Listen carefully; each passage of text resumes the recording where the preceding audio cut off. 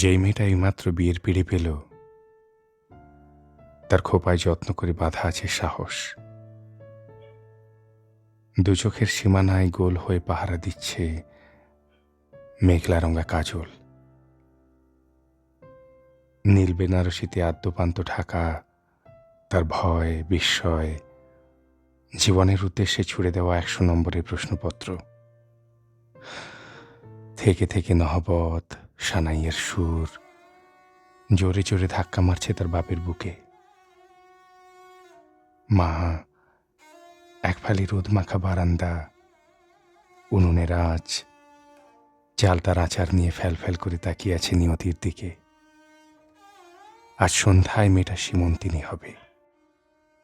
উঠোনের বকুল গাছটা কোনো ফুল দেয়নি সকাল থেকে। বইয়ের তাক জুড়েও একটা থমথমে ভাব। ৩৪ নম্বর পাতার এক ফালি শরৎচন্দ্র অনাবিষ্কৃত থেকে যাবেন আরো কিছুদিন। নাক ছাবি আলতো করে সবুজ পান পাতা ছুঁয়ে দিতেই কুমির ডাঙ্গা, একা দোক্কার পা দুখানি কেমনভাবে যেন আলতা পায়ে পেরিয়ে যাবে গোটা একটা মেয়েবেলা। এক জীবনেই মেয়েদের দুবার জন্ম হয়। প্রথম জন্মটা হয় সিঁদুর চেনার, দ্বিতীয়টা বহন করার। প্রথমটা হল্লা করে আপন করার, দ্বিতীয়টা ধৈর্য নিয়ে যাপন করার।